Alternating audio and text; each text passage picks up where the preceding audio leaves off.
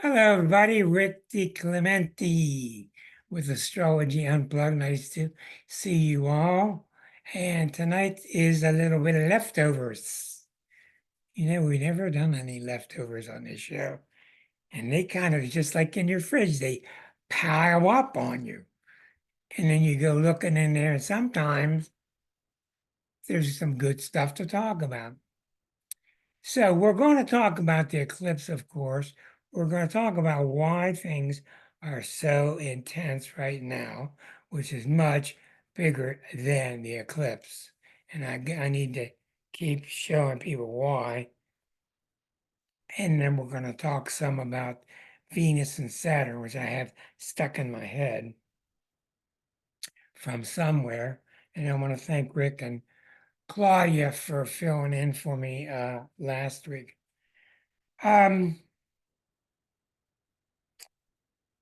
I think the thing that I was watching one night and I saw Deborah talking about come on, get her unmuted. I saw Deborah talking about transiting Uranus coming behind her and going over her sun and her Mars. And it's really triggered me with a lot of things I want to say. Because in my position, I take a lot of things for granted. I just go, oh, no wonder. And when you're new, it's just not that easy. So I want to slow myself down so that you understand. Is Shelby there? You talking to Shelby? Say hi, Shelby. Okay. All right, we'll get started here. In the charts,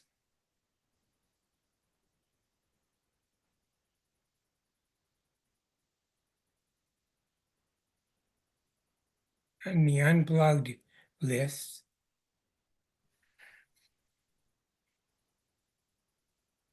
yeah, was hearing a very typical response the other couple weeks ago from Deborah, who was talking to somebody about the fact that Uranus is going behind, conjuncting the sun.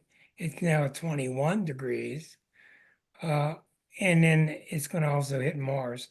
And I also want you to know, proven fact, there is no doubt about it. Tauruses react to these planets after they're exact. Uranus is the transit that hits exact, but nevertheless is very common for Taurians to pick up the feeling of it or to get the direct effect of that energy maybe 2, 3 weeks later. I also want to tell you something, which I'll get to here in a second. Um, I've had some illness problems, and the reason I'm bringing it up is I want you to know that they're astrologically caused by the Pluto hitting my girlfriend's sun. And I pause on purpose because I remember when I learned this a long time ago. Oh, yeah. Now, a lot of the old books have these kind of theories in them, and they have also the theories of when a planet hits a woman's moon, a man's moon, a man's moon, it will happen to his wife or whatever. But anyhow, it knocked me on my butt flat, and it was right in between two eclipses. But the main thing is that Eliza has her sun at 3 degrees Aquarius, and it's right on the nadir. So I wanted to show you and to validate that for you. When you see the sun get hit in a male's chart, when the sun is hit in the female's chart, is oftentimes the mate. And I've checked it out enough to validate it. So put that in your notebook. Bless you. God, you woke me up there for a second. Okay, we're going to get started with Deborah's chart. So, Deborah, you were talking about how Uranus has passed through here. It's now at 2120. and it's approaching that Mars. It's going to retrograde before. Um, so it's going to go back and forth before it hits that Mars. But anyhow, it's approaching both of them. Okay. So when you got them in the seventh house, the way to do this is to start out simply. Start out simply. What is it hitting? It's hitting the sun and it's hitting Mars. Okay. So let's start right there. What do you think? And I'm going to encourage all of you to talk more and to be more risk taking because that's what this group's for. As far as I'm concerned, my group is teaching this group. Other people listen, and if they want to, they can join in whenever. And I do talk general topics also. But my main objective is to teach astrology. So, what do you think a transiting planet like Uranus? Look at that dog. Not too spoiled now. Herschel. Uh, what do you think a transiting planet like Uranus is going to want to do to the sun and Mars? I don't care where the sun is or where Mars is. What do you think Uranus is want to do to the natal sun and Mars? Remember, this only happens every 21 years, 42 years, 63 years, 84 years. So, what do you think this planet wants to do to those two natal planets? Even though they're in the seventh house, they're in Taurus. That's two more parts of the story. So, I'm going to ask Rick to zip it for a moment because he's too fast. Come on, people, give it a try. What do you think? Yeah, Susan. I would assume that if there's anything that is stale and needs to go, that Yeah, Uranus acts like somebody coming along and shaking the tree and seeing what nuts fall out. yeah, that's very true. Yeah, I think that's a very good way of putting it. That's one way, and it's a very good way of putting it. There are other elements to it. The key word there was stale. Stale. And this can be a very dangerous transit because what sign in the zodiac becomes the most stale the quickest? Taurus. Okay, Capricorn. I blame myself too. I mean, it's just the truth. I don't favor one sign when I talk. Stale signs are commonly Taurus and commonly Capricorn, sometimes Virgo, but yes, the three earth signs. So you're right. And it's one thing to say here, and you got to think of this, Susan. Sometimes the Taurus can be not stale yet. How do I put it? The planet's on them, and it indicates that they're stale, but they haven't realized that they're stale yet. And they don't experience the stale till later because it's Taurus's nature to delay things. This is very important when I slow you down and I emphasize the nature of planets because that's going to shape your interpretation. Taurus doesn't want anything happening fast. They just don't. Now, she's got some other indications in her chart. She's a little quicker than most of them, but it's too unsettling. Taurus is not about unsettling. Taurus just came out of Aries, where everything's completely unsettled. So Taurus is about let's get settled. Shh. All right. Well, I've seen a lot of them have a lot of trouble when big planets like this come by because they just can't handle it. You had a very good analysis, Susan. What's happening, first of all? It's not out there. It's inside Deborah.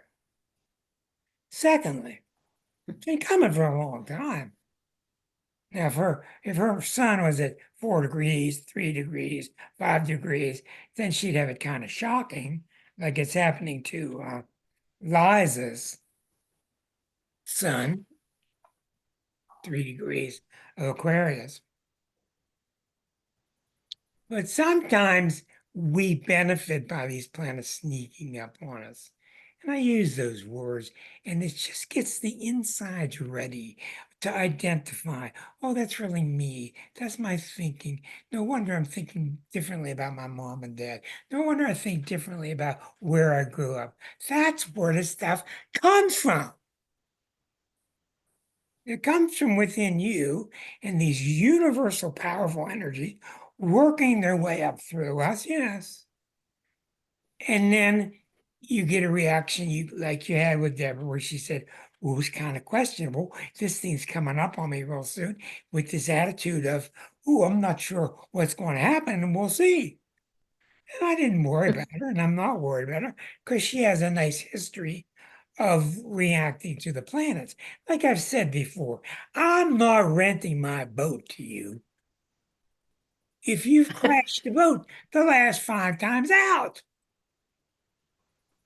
and if you've taken my boat and gone to Hawaii and back and no problem, I don't have any problem. Go ahead and rent the boat. That's the story. But you gotta talk as if these planets have lives of their own, but they really don't. But they really do. But you have to keep both in mind at the same time.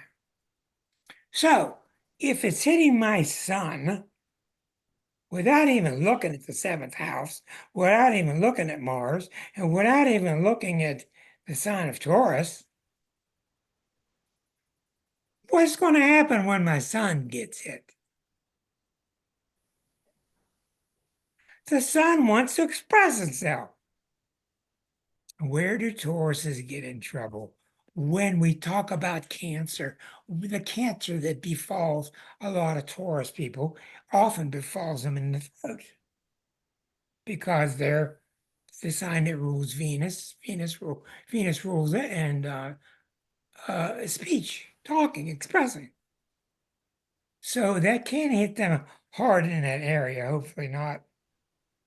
It's also very common when you watch visually throughout the zodiac, when you see Taurus people, they have very thick necks, they have big shoulders, they have big jaws. They're just a bull of a sign. Tough. So if I were her at this moment, and I have not talked to her about this, there's no man in that box. There's no mirror there. I've not talked to her about this before the show. Uranus should be making her feel now, I want to try something new. I want to hang out with people that are younger, not older, because some older people are just a drag. I certainly don't want to be around anybody that's a drag. I want to do things that are new and exciting. I don't want to talk about age. I want to try things that I've thought about for a long time, but I haven't talked about it. Okay, I caught Mrs. Cleaver coming down the steps playing a saxophone. That's what this is. This is Mrs. Cleaver, Beaver's mother, coming down the steps with her shades on playing saxophone. It's outrageous, and I use that on purpose because it is outrageous, and it's not because she just got the idea last night. She's had the idea for months, years. She's been upstairs playing into her pillow for years. But you can't hear because she's not ready to bring it forth. That's what Uranus does. And it's exactly, you're ready to bring it forth.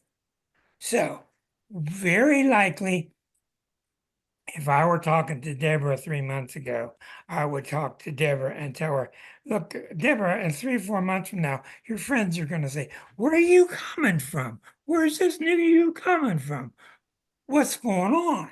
So we're talking with the basic self right here. I don't really care what subjects we get into, as long as we do it thoroughly. How does this sound to you? To me, Yeah.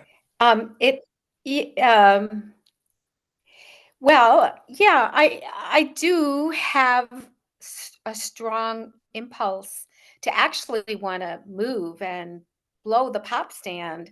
But I've moved before. I know how traumatic it was for me before.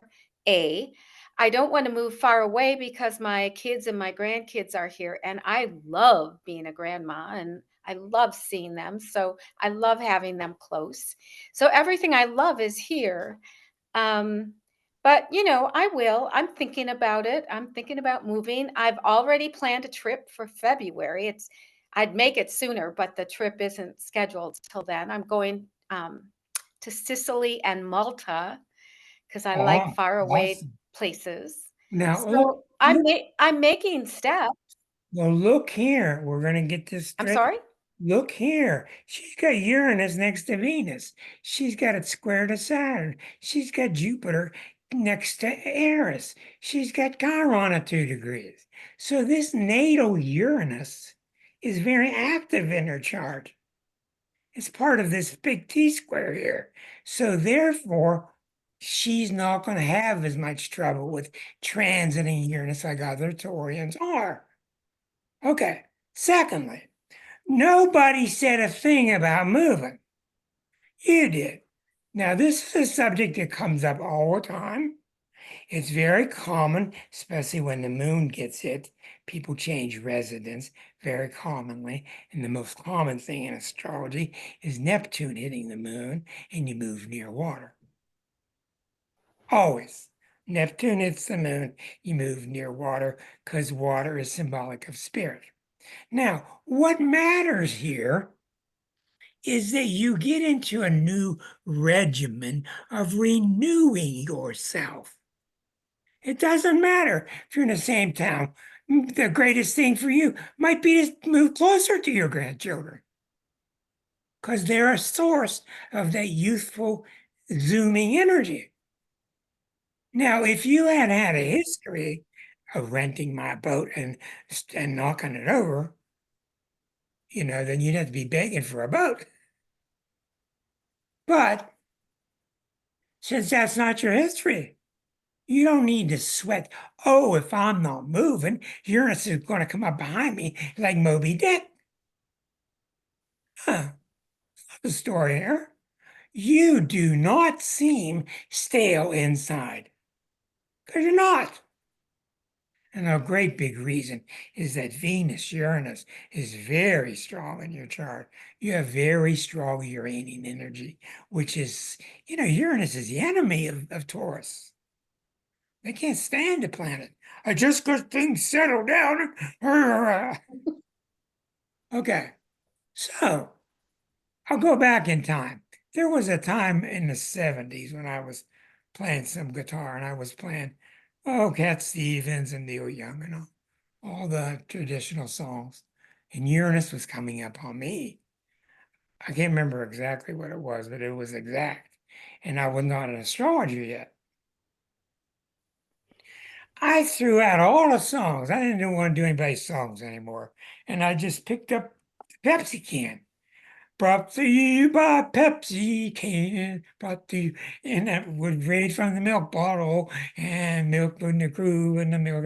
And we just started making up songs and we started drinking. And then you got a little bit of whiskey in there. And we just started making up songs, ad-libbing, pre-rap days. And it opened up a channel to today is still open. A wonderful channel.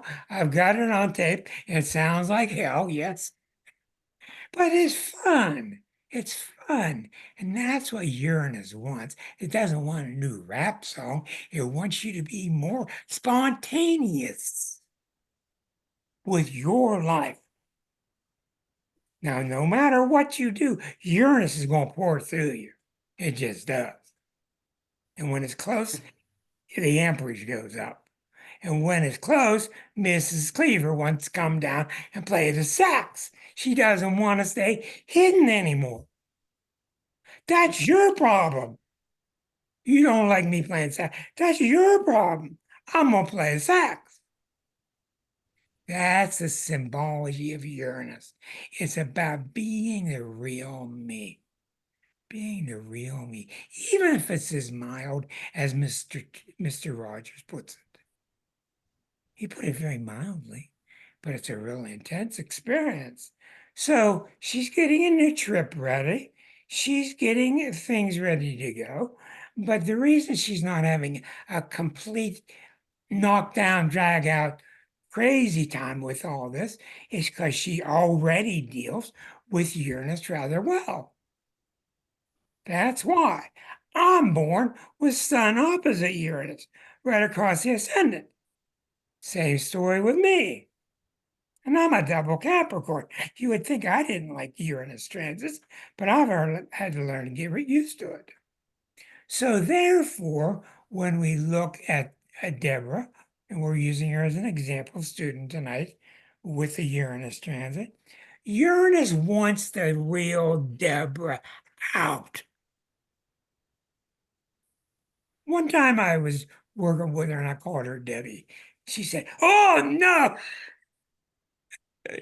there will be no Debbie here." And that was that. Okay, I got the picture. That's what Uranus is. It's the who is the real me in here. Who's the real me? That's what it is. Now, if you go out on the town and you shy away from doing certain things because your people in your background shied away or whatever, and your husband wanted you to shy away, which you got rid of that um, perfectly. The reverse is true. When you go with this energy, it supports you. It just does. And it will almost always do so by bringing it to you through an Aquarian personality. Almost always. Hmm. An Aquarian movie, an Aquarian boss, Aquarian girlfriend, Aquarian grandchild. You know, kids are the one around you that no matter how goofy you act, they don't care. They're goofy too. And it's not that Uranus is goofy. Goofy is part of life, being alive. Who are the ones I've been talking to you recently, the comedians who had very strong Uranus? Robin Williams, Jerry Lewis, Curly, Groucho Marx. This is where that energy comes from. Jim Carrey. Those five right there. That's Uranus energy. Now, we may not all want to get crazy like Jim Carrey does, or even Robin Williams did, but it's bringing it out more so. So people close to Deborah will notice in the next couple of months, boy, you're really not holding back anymore. And boy, you're really letting it out. And she's going to say, that's right. Go ahead, Deborah.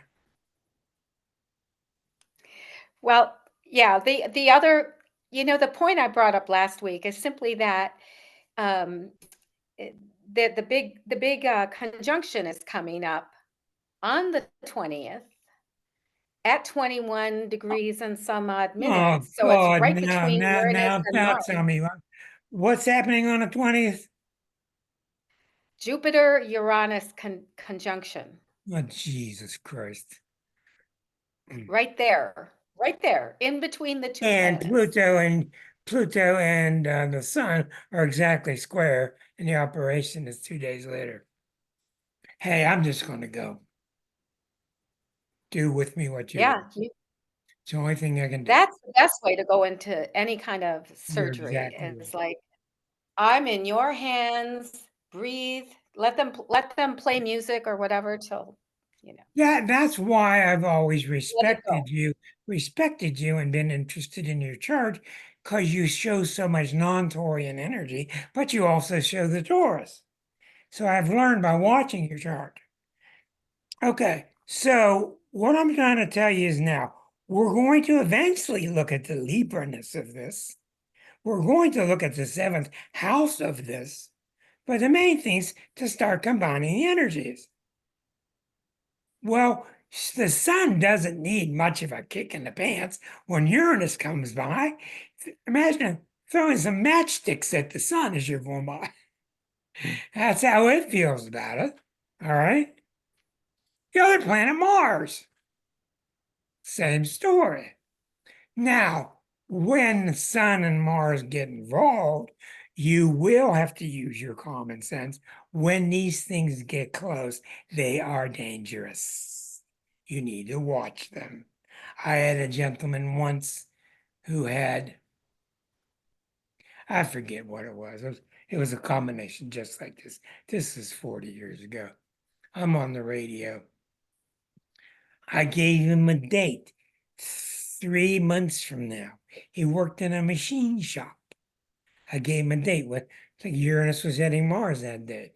Because the reason I emphasize it is this is one of the few planets that hits that exactly. So I gave him a date.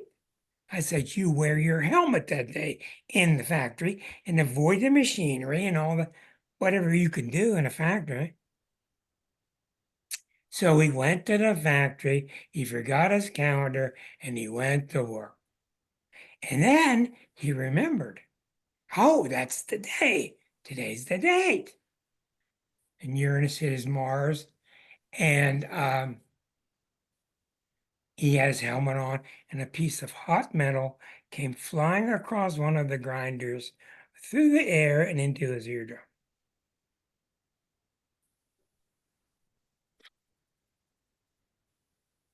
He was warned about it. A little ironic that he didn't listen to you.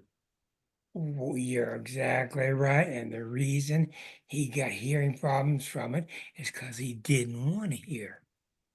So Mhm. somewhere in his life, he said, I don't want to hear that anymore.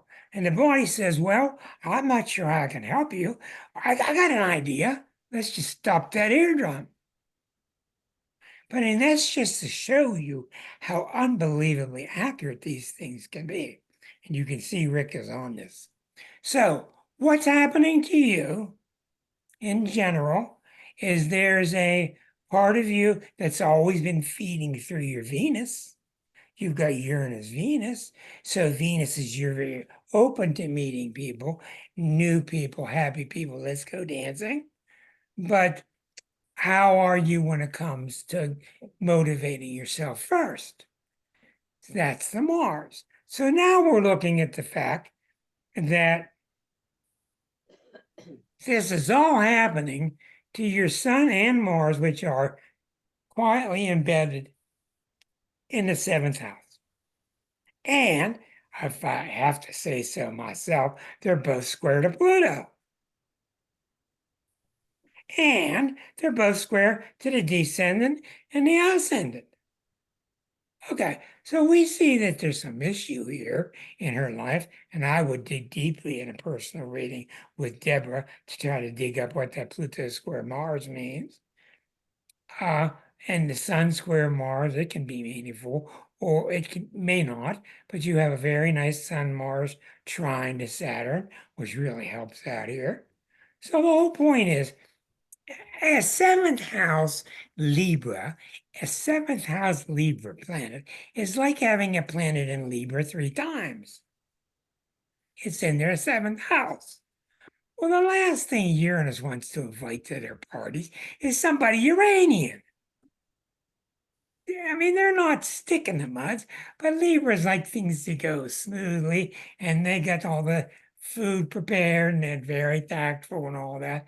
But they don't really want the Jerry Lewises there, doing handstands and stuff. It's not typical Libra. So, what's going to happen with you? And this, if you act the way I'm going to presuppose, then I'm presupposing that you're on the right track. You should be feeling the last several months, boy, I've been a little bit of a stick in the mud. Boy, I've been holding back a little bit. I've been a little too conservative with my family and with relationships or with dating. And I can afford to loosen up now. I can afford it. Doesn't mean go crazy, but you can definitely start to see where the Uranus-Mars, the Uranus-Sun action is not getting through because of seventh house limitations. Seventh house is very concerned with what do other people say. My God, that's Libra. Libras are nuts about what are they going to say. I don't know. I hope they like my sax. So, what do you think about that, Miss Deborah? Well, uh, I think it's pretty interesting. It's really accurate. Right. I haven't had a very exciting life lately. I've had little breakthroughs. But on that day, April 20th, I have a date with my grandson who will soon be 12, and I'm taking him to see a musical called Diary of a Wimpy Kid, which is literature, just a ton of books about a wimpy kid in middle school. There you go. Uh, they turned it into a musical. So, Yes. it's just that I'll be picking him up, I'll be driving him downtown, blah, blah, blah. But that fun, lovely, that makes my heart sing. I just don't, I just guess I'll have to be really careful Oh, you don't and need to do that. alert. You don't need to worry about this. You don't need to No? worry. What I would do when I get in a car, and all of you when you get in a car at any time, is say to the universe, I'm going to go for a ride now, and I do not deserve anything happening to me that is untoward. Good. I love that. Nothing, because it's all in Yeah. your control, and nothing will happen to you. No, I can guarantee you the theme of that day will transfer to him. It will look like you, but it's really him, it's really both. Will be the wimpy kid's going to find his letting himself out. Mhm. Because when you let yourself out, you don't really realize it, but you're letting God come through you. Same thing. So I think it's wonderful. You do not need to be alarmed. I would use a standard bit of um, caution, and that's it. Because look how much Should I time. buy a lottery ticket already? Hell yeah. Doesn't mean you'll win it, but buy it, yeah. Yeah, I mean, you got the right idea. But wave the wand. Let's go back in time and let's look at some clients I've had 5, 6 years ago that are like this. I mean, I'm not blind. I feel for them. I understand how they were raised, and they're not gonna let it out. It's just too dangerous. That's how they feel. And in their life, it is. What they need to do is, as these months are approaching, just start to unwind a little bit, unwind a little bit, open the door a little bit. You're not going to go crazy in one day. Don't get all hung up on what's going to happen that one day. A lot of people do. But in general, this will be a period for him to start opening, for you to start opening, and also with you and with your Mars involved, you're going to want to start doing things that, let's just say, your ex-husband wouldn't like. You were talking about how he Okay. kept you down. Okay, so then later on, it will slowly transition. This will be very subtle, but the reaction will be very powerful as it leaves your sun and goes over your Mars. Okay, now, if anything, that's one of the most dangerous times in the zodiac when Uranus hits your Mars. So you should be well aware of what those dates are. There's once again, if you're not repressing yourself, there's no danger of you getting hurt. You might stub your toe or something, but Uranus over Mars will mean that you'll become more the leader when these type of events happen in your groups. Okay? So Okay. when do you have any questions? I'm going to move on to other subjects that are similar to this. But do you have any questions on how we looked at Uranus? We looked at the sun, we looked at Mars, looked at the seventh house, and we looked at the Libra planets. No, Sounds to me like no, this was very thorough. you are really on track, and that's what I've been listening for the last several months. And it sounded to me like you are. Okay? Okay, thank you. You are welcome. Don't any of you get afraid of the planets. Okay? The number one thing that causes problems in astrology is hesitation. Look, when I said that word, you see what happened to Rick's bobblehead doll? Huh? You don't hesitate. Hesitation is a sign of I don't trust. Well, there's only one person that you can't trust. What do you think happens when you tell God, I don't trust you? Well, he ain't going to do anything about it, but you're going to keep your doors closed. Then the wind's going to blow up. I definitely Yeah. appreciate where you're coming from in regards to Yeah. talking about this with Uranus, because Uranus is definitely not something you want to yield That's right. yourself to. You want to process it, because if Yeah. you're not moving with a flow, with an intuitive response, it's going to shake you out of your stick in the mud. Well, he's put that so perfectly. In other words, you can't just blow the doors out. Hey, Robin Williams is here. Like when he used to come on stage, remember? Right. He would just blow the doors down. It was too much. And on the other end, you can't just, hi fellas, how are you? But he's talking about, yes, let's gently start opening it up. Let's just start moving towards it. The planets are not there out tight with a checklist. They're not after you. Oh, I'm screwed up there, Miss Virgo. That's not what they do. They're your energies. And when you don't let them out, you've either got them mislabeled, you've got them underrated, you've been around. Oh, that's why I start my readings with the parents. I say, I don't want to hear about your parents because you're going to talk forever. But I want one question answered. I find out the sun sign of the parents. I ask them one question because I don't want to hear about their mom and dad. I want to hear about them.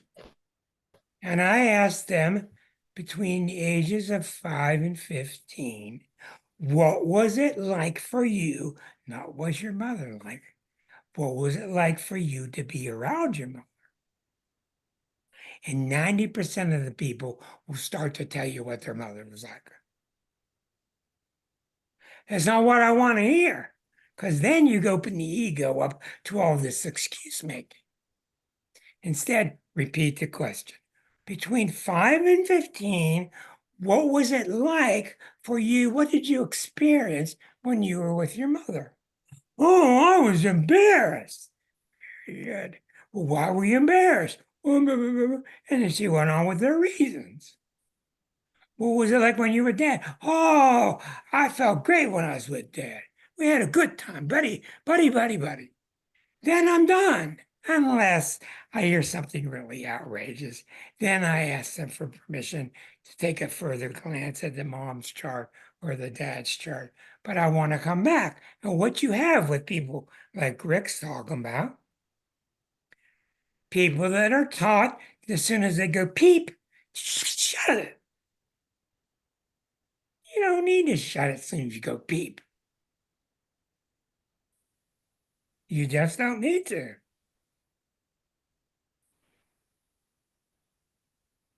Anybody got a reaction to that, Linda?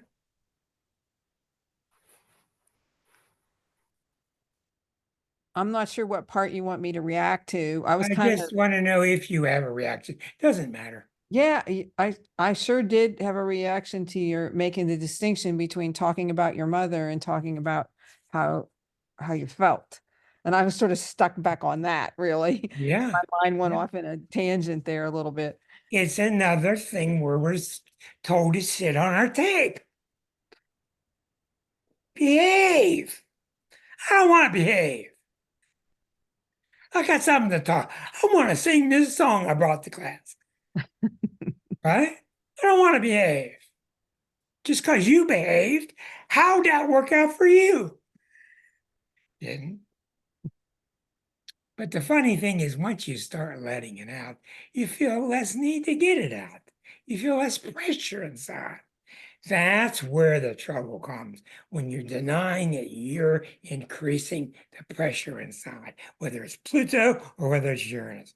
The pressure just builds and builds and builds.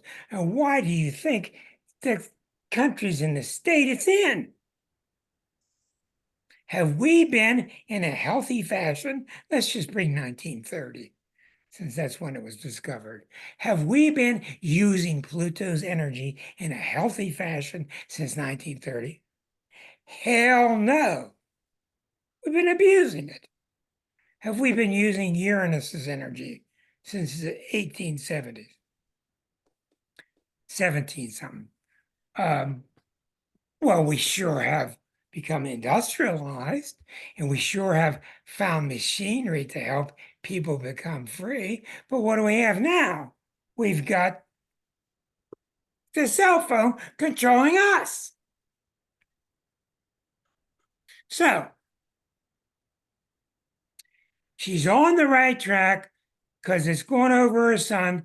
Don't be surprised if she changes the color of her hair for a couple of months. Don't be surprised if she changes her glasses or something else about her appearance. But in a lot of ways, I think she's already got this whole thing whipped. All right. Now, other people, what I wanted to talk about is something Susan's always concerned about, and a lot of people are, and it's very common, which is Saturn hitting Venus. Okay. Saturn hitting Venus. And I'm bringing up certain pairings tonight because I'll bet you now, after you think about Uranus, you think about it differently. After watching what happened with Deborah tonight, I'll just do that for you. Okay, very good. Now, Saturn going over your Venus, one of the main things it does as it's going over your Venus, it starts to tell you to calm down. Let's stop blowing so much money gambling. You blew that chance with that woman because you said this and you said that. You're being too forward. You need to calm down. You're being too risque, whatever. Well, there's a real tendency with Saturn and Venus to be very non-Sagittarian. And what Susan got? The top of her chart, she got Saturn and Venus in Scorpio. In Scorpio. And she's a Sag.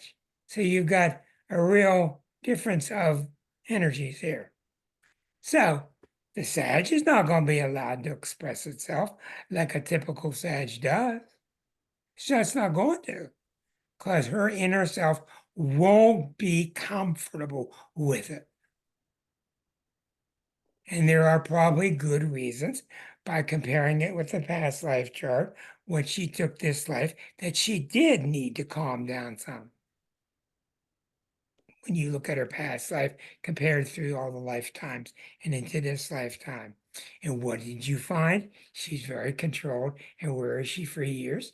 At the head of the classroom, teaching art, Venus. So when Saturn goes over your Venus, it can be experienced as if some teacher's on your butt, as if somebody's charging you extra money, some health crisis is occurring.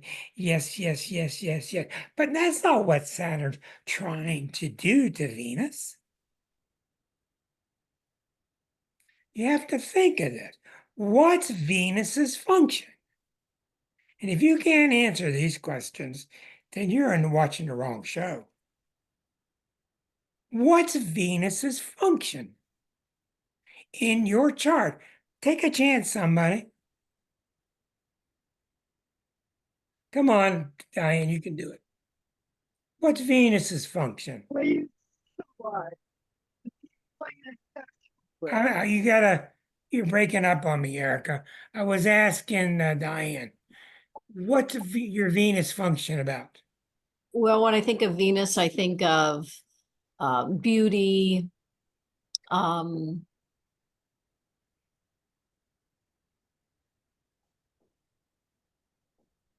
I want to say grace, arts. That's exactly right. Exactly right. Erica, what were you saying? People that you want to socialize with, that you're attracted right. to socialize with. That's right. If you want pleasant evenings, have a glass of wine, a nice dinner with your friends, you want to go to see an art gallery, maybe to see a nice movie, maybe to the ballet, maybe to see a rock concert. It can be many different things. Ooh, as soon as I said that, we got great big thunder. So I got to watch out. Okay, that's correct. The Venus part is the feminine.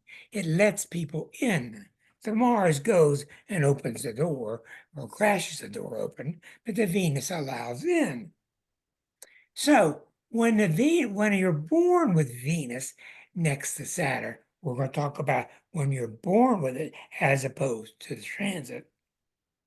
When you're born with Venus Saturn, and I've seen many, I don't know why, Rick's probably seen it too.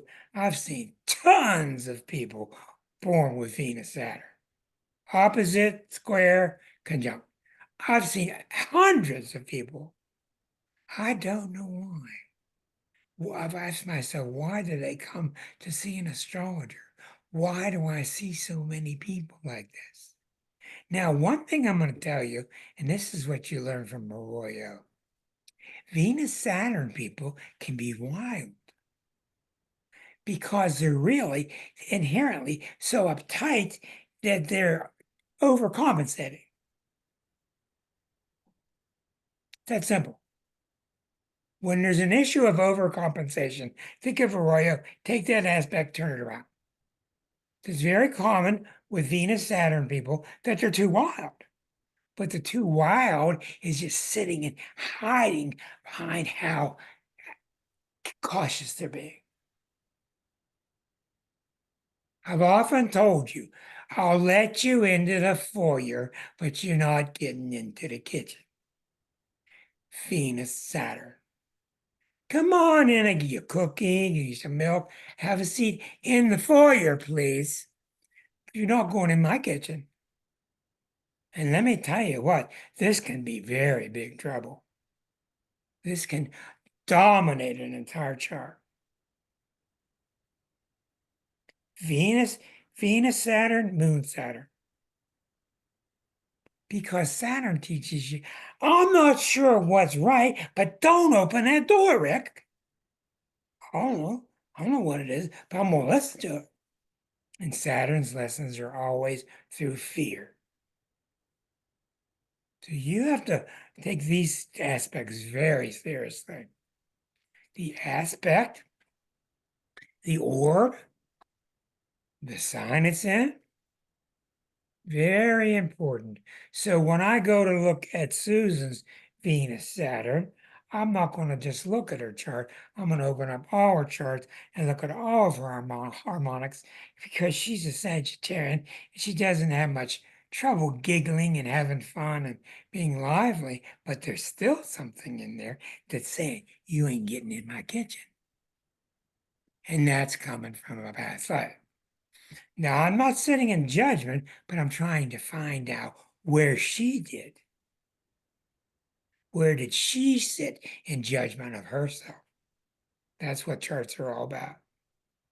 So, if your Venus Saturn is healthy, then you don't let 6,000 people in that want to trash your place and have a huge party. You also don't let one in at a time if they got the right ticket. It's healthier. You have people come in, it's nice, it's flowing, it's smooth. Okay. Now, you ever been with people that are scared to death that they may not be saying the right sentence? They're just they're just freaked out. They might not say the right word. Maybe they did the wrong thing. That's a Venus Saturn problem. What does Saturn do? Beside all these stupid things that these books tell you about, all the awful things it does, Saturn makes sure. I'm going to send my kid out for the evening. Saturn, Venus. I want you to go make sure you have a good evening. Enough money, careful with the car, have a good time. Caring, not neglecting, but not this inserting fear before they open the door. That kid's going to have a wreck. You insert fear into somebody as you're governing them. Ooh, watch out. But Saturn over Venus is, I need to get my Venus more Saturnized. I'm not getting the results, Venus. I'm not getting the results in my life, in my relationships. They don't match up with what I want. Saturn's the fixer. Well, Saturn, what do you think's the problem with that Venus? We've had 3 failed relationships in a row. The fourth one, 4 times ago, was pretty good. Why was that one pretty good and the next 3 weren't? So that's what Saturn's trying to do. It's trying to help you be yourself. And Saturn's very, very good for getting control of yourself. But another thing that you must always refrain from, Saturn has a tendency, it's part of its nature. You must refrain from trying to control things.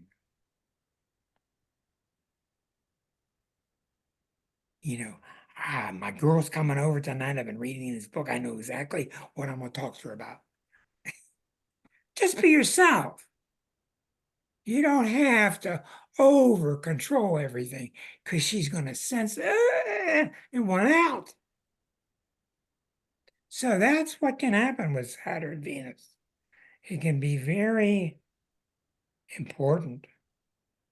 If you've got the transit going on, it's the same story. I've had Saturn go over my Venus, and I wanted to start hanging out with people for a while that were less wild, people that were more productive.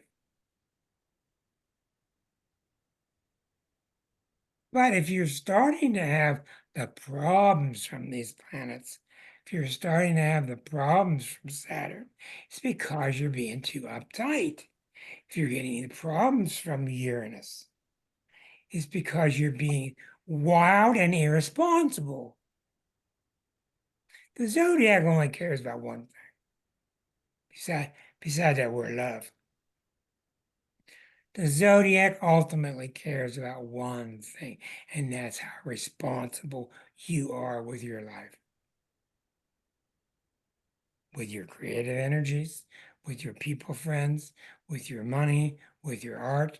It doesn't want you crazy, but it wants you to be responsible for it. You did this, take claim for it. Okay. Things work out fine. Rick? I would say, I think Saturn, in conjunction with any planet, is an urge to focus.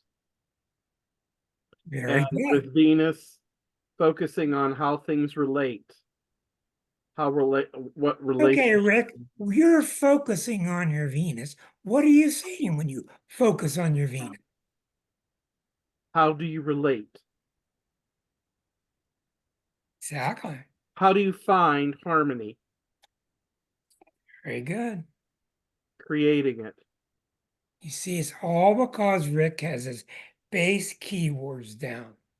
That's why he can combine these things. And I'm with confidence when I throw him a question, because he understands the basic keywords that are being combined. Yeah, that's right. That's It's exactly. our karmic teacher. And if you think you've uncovered something, that gives you a little bit of a tricky step, I would also say, look at the past lessons you've experienced That's right. and go over a review. That's right. Go back 6 years when Saturn went over your Mars. What did it do when it went over your midheaven? That's a very good answer and a very astute professional answer. Okay. Now, Rick, I have a question. yes, dear. I saw a program, a documentary the other day about all these women scientists, and they Yeah. were talking about how they were. Am I sounding weird with you here?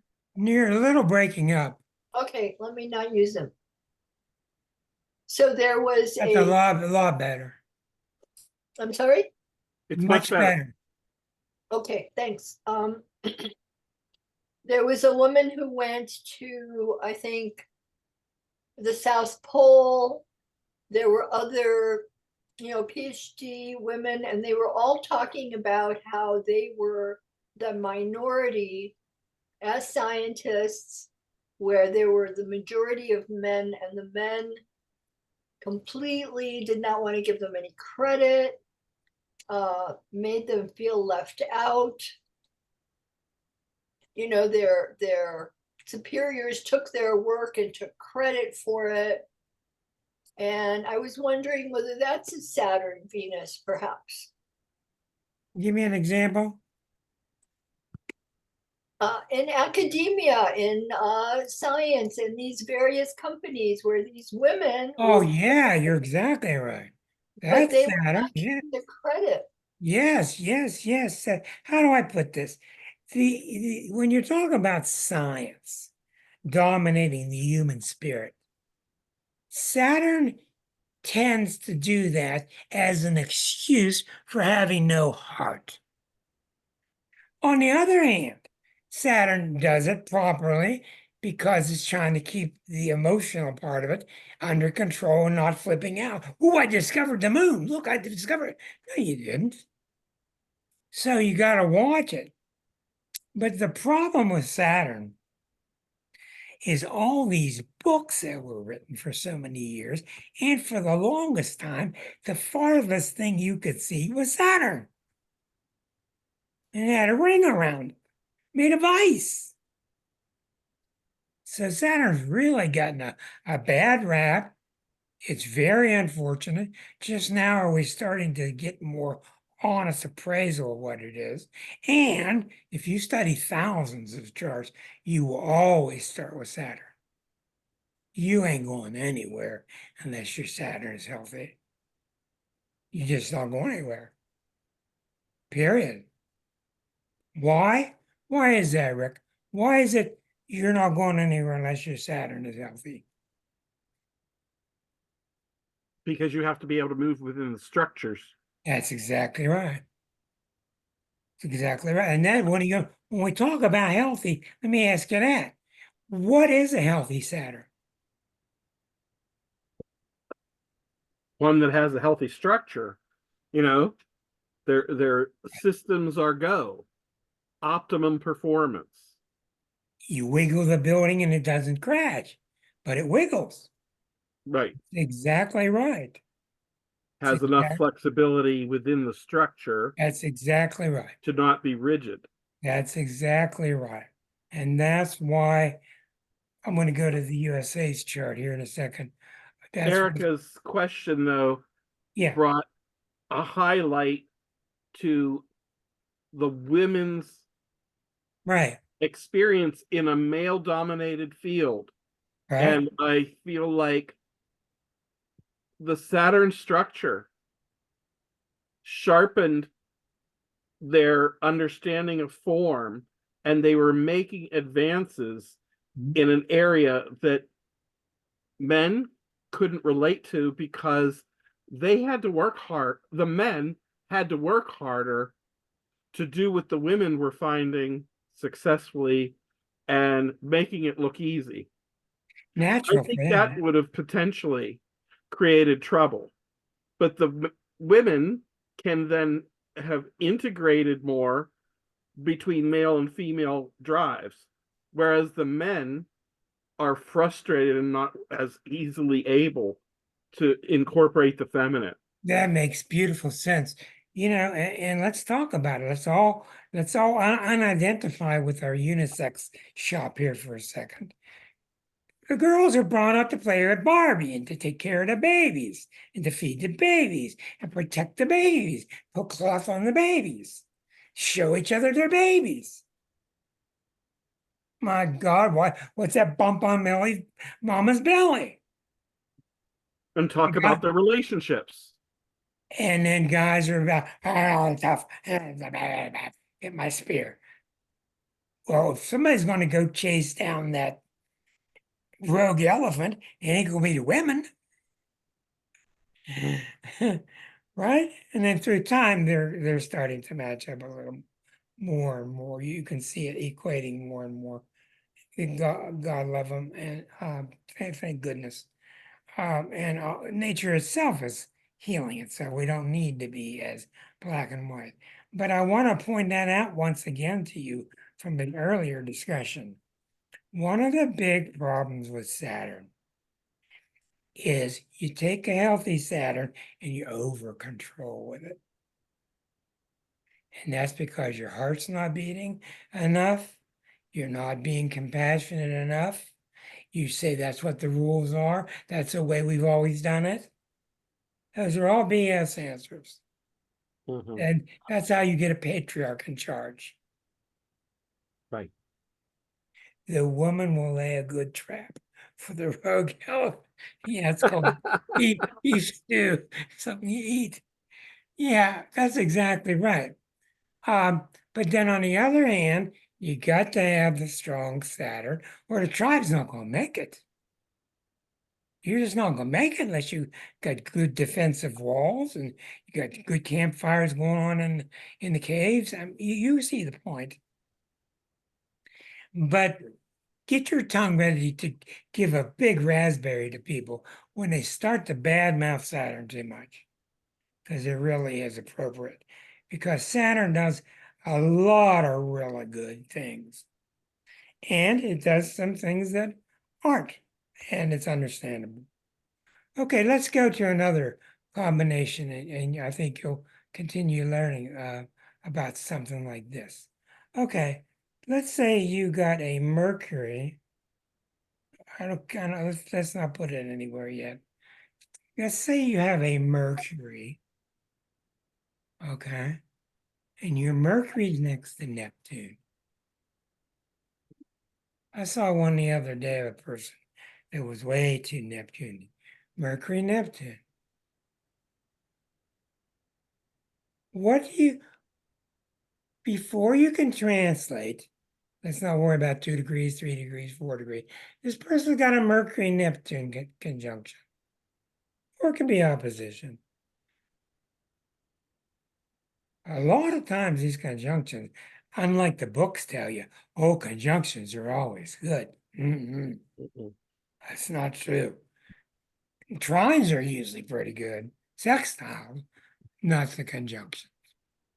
What do you think happens to somebody's Mercury next to Neptune?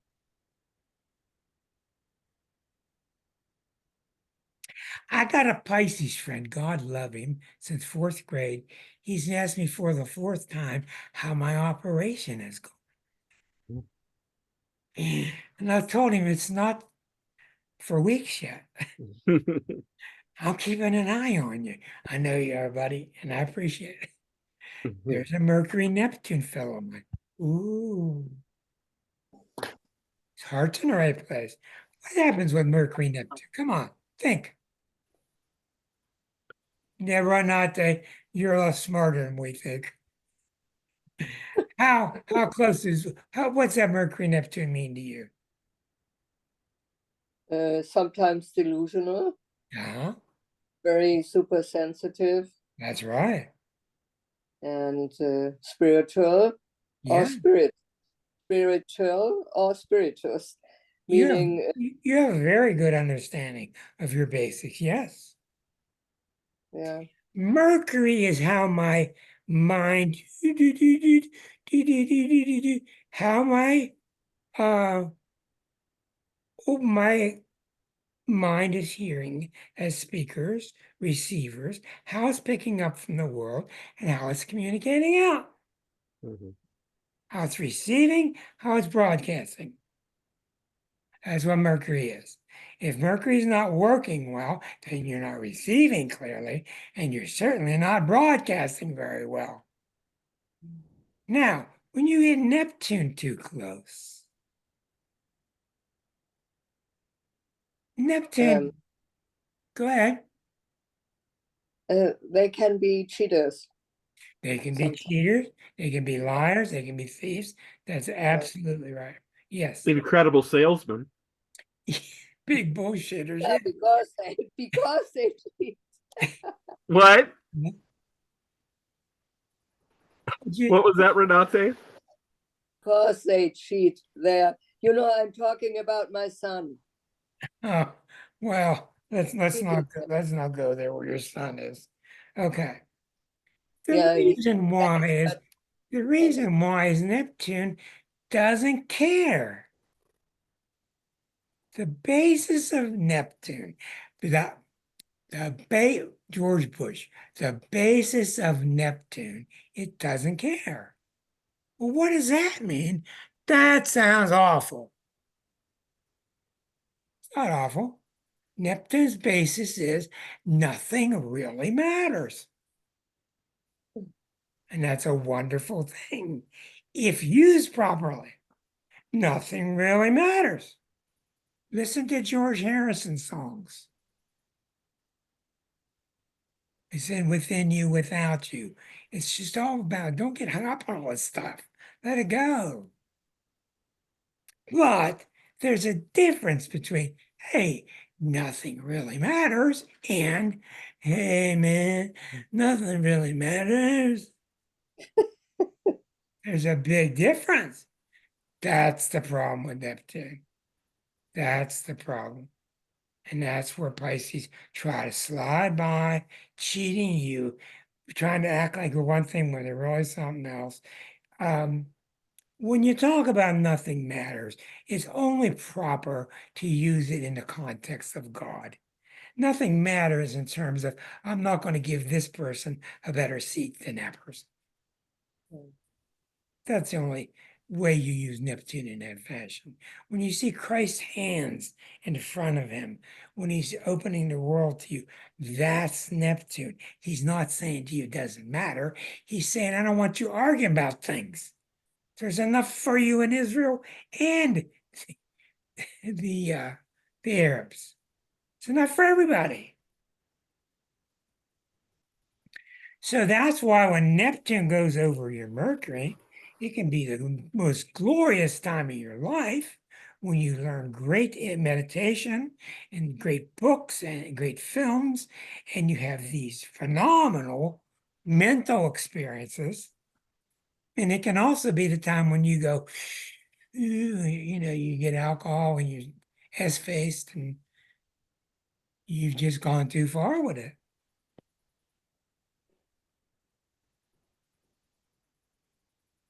Neptune's a very scary planet. You gotta respect it, but don't let it fool you. Oh, honey, she's just a friend from work. Okay, she's just a friend. Who are the other three girls in the backseat? Yeah, yeah, go ahead, Sue. And Neptune squaring your moon in a transit. Okay, great, great idea. And I'm not going to even talk about your moon. Your moon, in its essence, is a whole different story. But just the fact of Neptune squaring a moon, what happens to that? That's a great example. Try it, Susan. Well, your moon is how you feel about things. That's right. So Neptune could confuse the way you feel about That's things. right. It could give you sense of delusion, not feeling correctly or clearly about That's things. very common, yes. It could also be that you turn more to spirituality. Yes. I'm not sure what else it would be. Now that's exactly you're perfectly online. That's exactly what it does. On the good side, it's opening your heart and it's taking a look at and give him another chance. And let's give this guy a second break. On the bad side is just BSing them, BSing everybody, hide behind a pole like the cat. Cat says, I'm not here. I can't see you, you know. Um, yeah, Huh. BSing I don't see it in the world, so it must not be there. Oh yeah? Wait till that Mack truck gets closer. It's there.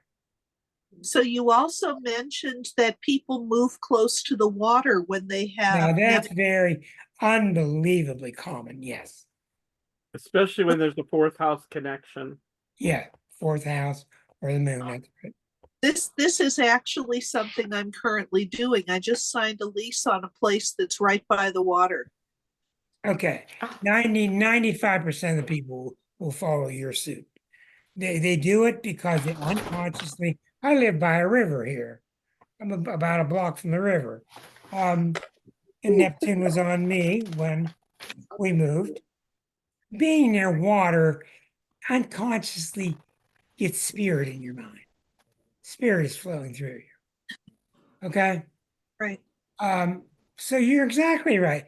Neptune hitting your moon should be a time when you open your heart more, when you become more loving, like we've been hearing from Renate for the past month.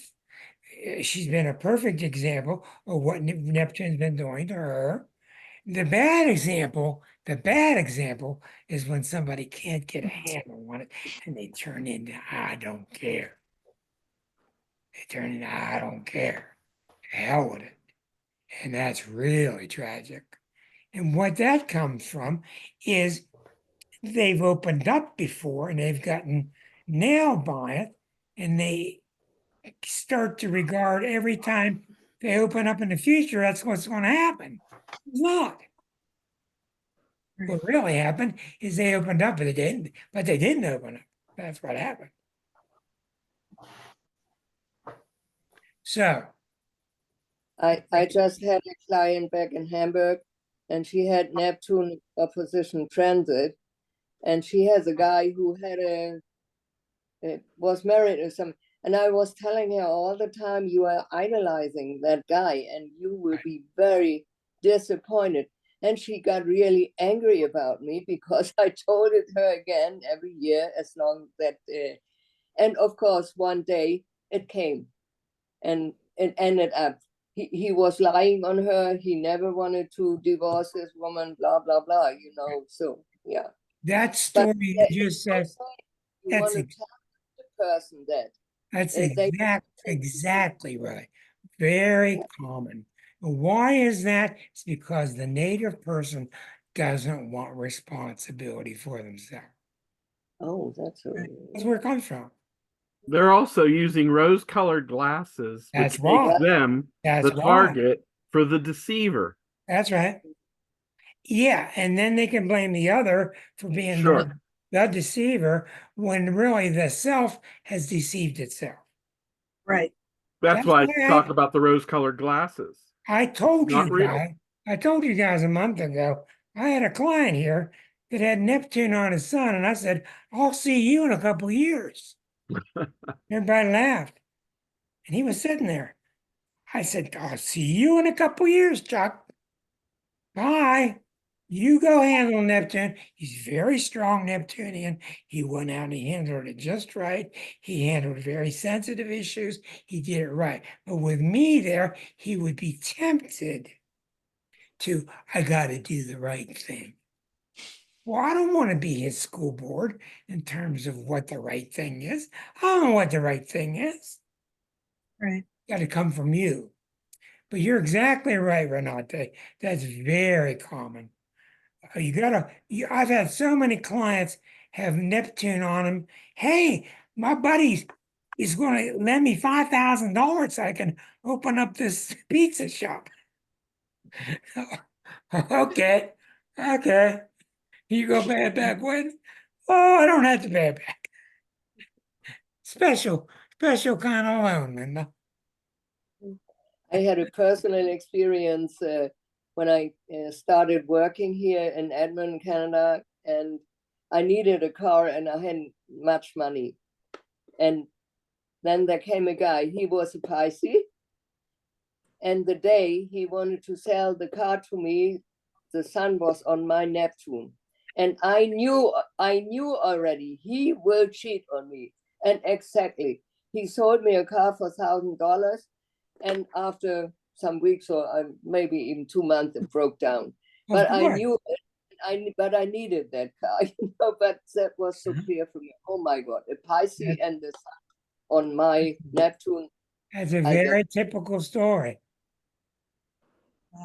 What Neptune is trying to do to you, what it's trying to do, is to get you to see that none of this stuff is real, that it's all mirage, that it's all symbolic, that I'm going to be happier here with her than I'll be over here with her, and she's got more money than she does here.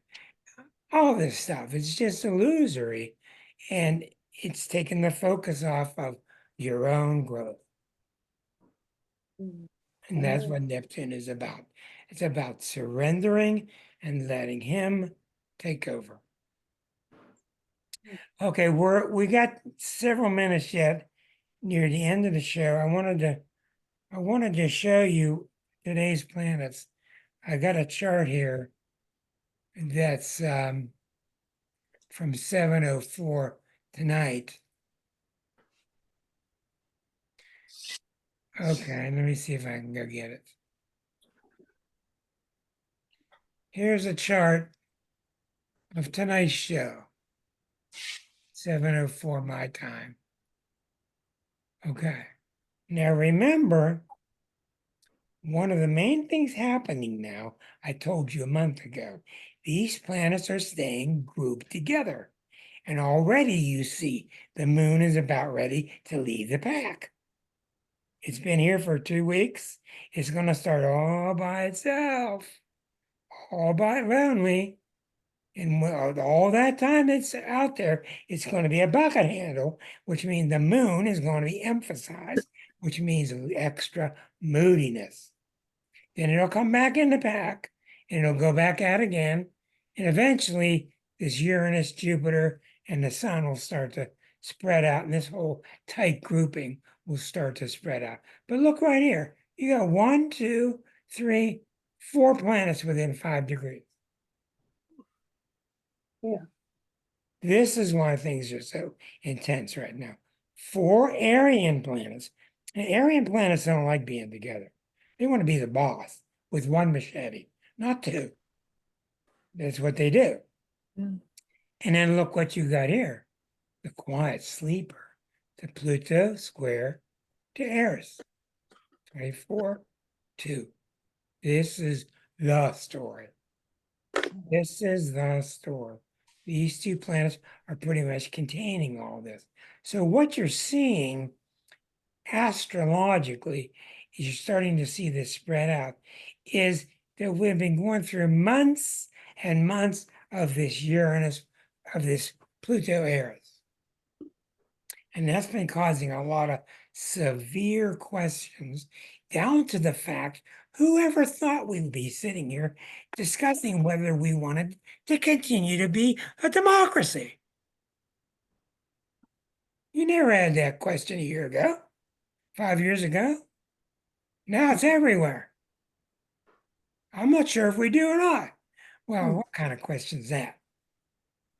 What's happening now as the Pluto and the Eris start to separate and the other planets are starting to separate, when you have an unpacking starting to happen, that's when the power gets released. When the unpacking happens, whether it's a conjunction that's starting to separate, whether it's a big group, whatever, they're starting to separate. They're all in Aries. They all want to speak. So what's happening now is this weird transition that we've been going through the past couple of years is going to now start manifesting. And it's already starting to manifest. And I don't know about you, but this election season, I'm going to be like this. I don't want to see anything. I don't want to see what's going to happen. I mean, it's just too unpredictable based upon a society that's not really doing well at being level-headed. Yeah, Rick, you raise your hand. Yeah, I would throw in there that as long as Uranus is in front of Jupiter, a lot of that moon bucket handle is going to be influenced by a more erratic funneling of the experiences. So, and people are not going to have the benefits right away of the Plutonian capacity to transform, because it has to, their thoughts have to get through all the other planetary experiences. I've worked with T-square bucket handles and fan handles quite a bit, and that's that, and even a bowl. The two rim planets are always critical. The one is your first experience, and the last is your final processing. And I think it'll be a little milder once Jupiter is moving ahead of Uranus. Well, thank goodness for that. Once again, a very excellent interpretation. And this is very advanced stuff to be able to see things like that. One of the reasons people are nervous is because all this stuff is jam-packed in Aries. What do you think it's going to be like if you give lunch to 19 Aries and shove them in a room and then open the door? Well, a year ago when we were talking about Pluto entering Capricorn, I spoke about how with all the Aries Taurus influence, it was going to put a bigger divide between the people who were responsibly doing their own inner work and those who weren't. And I think we're seeing that even more now. There's no doubt that's exactly Pluto right. is leading us through dark spaces. That's exactly right. And it's scary times because we've never been here. We've never been here before. Right. We've never had Eris squaring Pluto. We don't know the answers. We don't know who's going to lead. We don't have any leaders. So when all that comes about, I don't know about you, it just seems the most sensible to me that you need to go to your God self, whatever that is. Your own Bible, your own book, whatever it is, your own guidance, to get you through, because just running ahead, passing up the last guy with the machete, with your machete, ain't gonna work. Anyhow, good to be back for me. I enjoyed getting back in the seat for once. See, I gotta come in and clean up all the mess that Claudia and Rick made. They were great. I'm just joking. We all send our very best to Claudia and whatever she's going through with her mom and family. Send our best to her. Love you all. See you next week. Be careful, the Much weather's love, bad. everyone. Is that right? Watch for, you have a flood and a tornado watch in your area. Oh my God, I'm gonna Check it out. You know, like you're right go by the upstairs. Take Thanks, care. everybody. Good night. You. Good Bye. night. Shelby says night. Great to see you all. Night, Good Shell. to see you. Well. It's right here.